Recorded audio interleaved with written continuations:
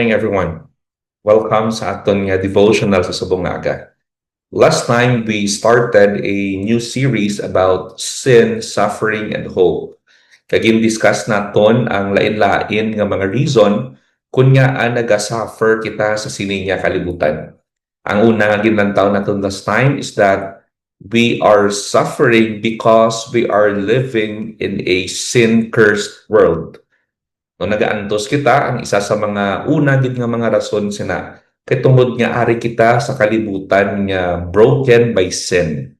No, that's why may mga masakit, we go through a lot of difficulty, especially when we get sick o kung ang loved ones naton pag masakit. Many of them die because of sickness, may mga accidents and things like that. Nagasuffer kita tungod sa mga hurricanes, typhoons, and other nga mga calamities or natural calamities nga resulta sa kalibutan nga ginguba sang sala. So ginatawag na naton suffering caused by living in a sin-cursed world. Ang second nga natawo naton this morning is ang suffering nga ginaresulta naman iya o kon cost naman iniya sang sala nga choices sang iban nga tawo toward sa aton.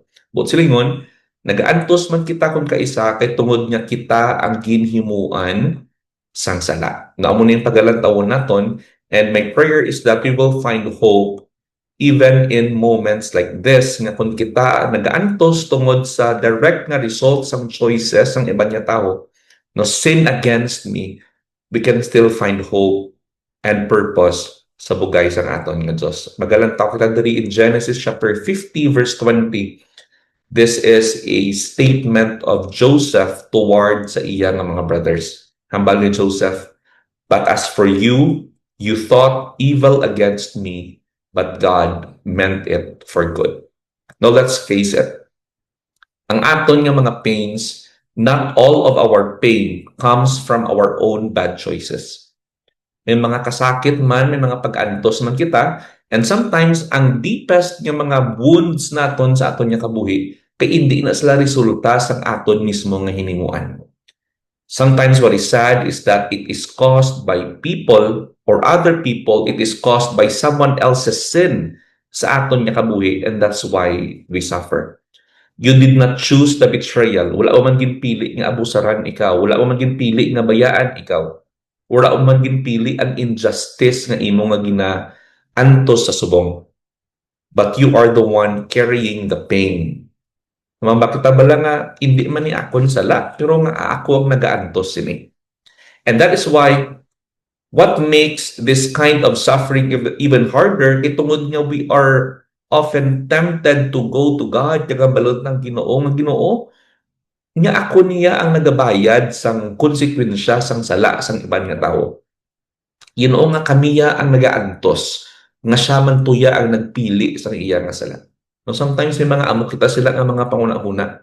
But in moments like this, we need a deeper truth than just, telling ourselves, just move on.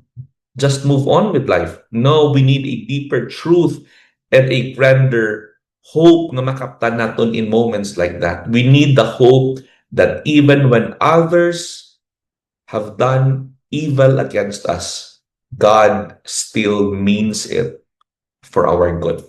Kung may isa ka leksyon na gusto ko i-build, kag ibilin sa inyo this morning, ang lesson amo ni.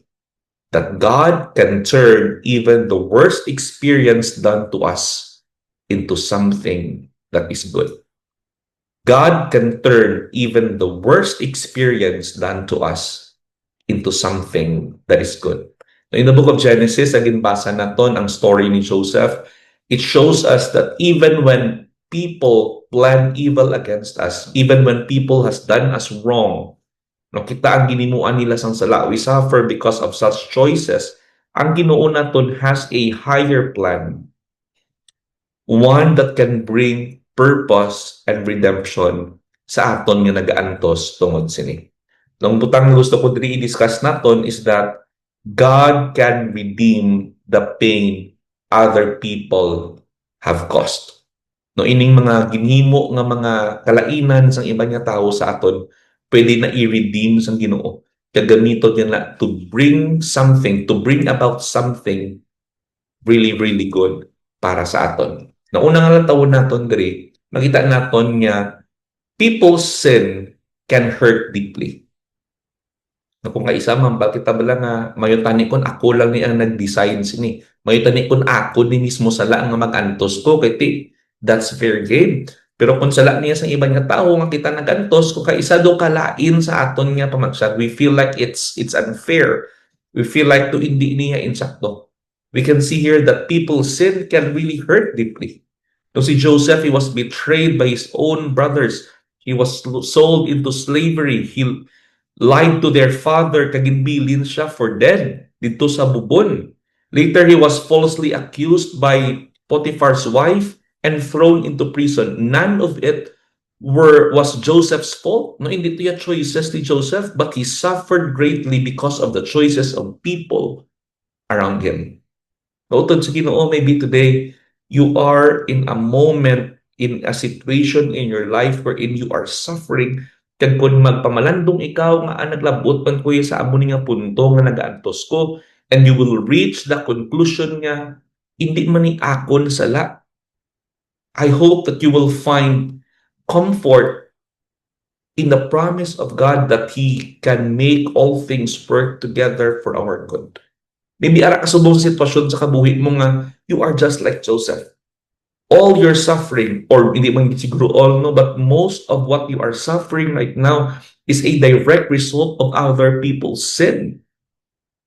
Your pain might feel like just as personal and unjust. You know, it's okay to admit that pain and to bring it honestly before God. You tell the Lord, Ginoo, you are seeing my suffering. Makita mo nga akong na-struggle and namalaan mo gid nga resulta niya sang sala sang sininga mga tao. It's not my choice. And it is hurting me deeply. It's okay to come to God to admit that pain and to bring that pain and give it to God for comfort and relief. We can also see here nga ang Ginoo, God redeems what others meant for evil. Kung ano man niya ang intensyon o kung ang plano sang iban nga malain, pwede na niya gamiton sang Ginoo to bring about what is good for us. Na mo na yung natabo sa chapter 50 verse 20. Siling ni Joseph sa mga utod niya, ang inyo niyang intention was to harm me, but God intended it for good.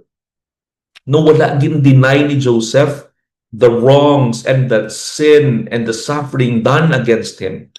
Rather, Joseph saw here the bigger picture kung nga agin allow ato sang Ginoo. God used that painful path to put Joseph in a position to save the entire nation from famine. What others meant to destroy you, God can use it to develop you. What others intended to destroy you, God can use it to develop you, to bring about a greater purpose in your experience. Na-consider ni bala nga mga experiences kadamo diri sa aton sang naka-experience betrayal. Maybe we've heard stories after stories of people, ang asawa nag-ubra sa abroad, nag-sacrifice siya nga magtrabaho dito away from her family with all the loneliness, tanan nga pag-antos dito para nga makapadala siguro weekly or twice a month or monthly para sa iya nga mga panimalay, para iya nga makabataan, maka-eskwela, para makapatindog sang balay, ang mga utang, mabalayran and everything, only to find out niyang iyang kwarta nga ginapadala hindi to gingamit wisely. Only to find out niyang iyagali nga husband may iban nga pamilya nga ginabuhi paagi sa kwarta nga iya ginapadala. Siguro ang ini nga person would look back and think, baw kung gingamit lang to tani sa maayo, damo na ni tani isang maayo nga nakatuan ng ako niya mga gitang sakripisyo. She would feel betrayed. She would feel like gaantos ya ako kag ako niya kamataan. Nga hindi ba ni gani direct na results ng ako niya choices, but other people's choice. That person may grow weary in her faith. Kabang ba siya nga, what's going on here? Why are things like this happening sa ako niya kabuhi? But you know what? Even in moments like this, ining mga tion ba lang akong saliin, we don't know what to do, we do not know where to go. It seems like everything is falling apart, ang imong handom, ang imong pang-imagine para sa kaugalingon mo, sa pamilya mo, nagkalaguba. Tungod sang resulta, sang choices ang iba niya tao, Moments like that, pwede na gamiton sa Ginoo to make you realize that siya ang greatest mga treasure. That God is your greatest treasure. Experiences like this, kabay pa nga mag-lead sa aton closer sa Ginoo and realize nga ang Diyos gali. Siya ang aton greatest nga satisfaction. When people betray us, even when family members betray us, ang Ginoo hindi gid magtalikod sa aton. That we can lose pretty much anything in just a snap. Ini nga mga experiences will teach us that we should not place our joy, our satisfaction on something that we can lose. Kaya ma-realize natin, kung may isa pa kabutang sa siliya kabuhi, hindi gid natin matula. Amo na ang aton nga Ginoo. Because Jesus is the same yesterday, today, and forever. Kung ano niya kita kapalangga, subong amo yung mangyapon kita kapalangga in the coming years. Kung pila man ka mga tinuig ang maglipas, ang pagpalangga sang Diyos, ang katutob sang Diyos sa aton, wala na change. No? So anong dapat natin obrahon? Kung kita biktima kita sa sala nga mga choices sa ibang nga mga tao. Number one, bring your wounds to God. No, yung istorya sa Ginoo, you don't have to hide your hurt. God knows it and God cares. Bring it to Him. Bring it to Him. Cast it to Him. Number two, choose to forgive. Forgiveness doesn't excuse what other people did to us, but forgiveness frees our heart from bitterness.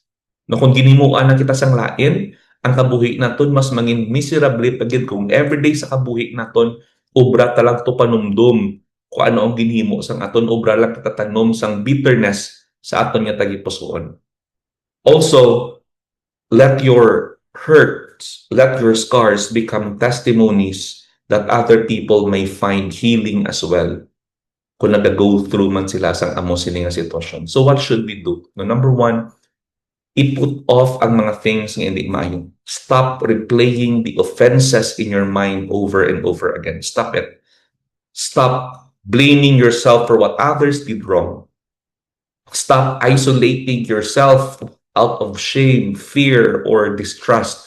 Stop holding grudges or secretly wishing harm on those who did you hurt. No, stop, put off those things. What should we think instead?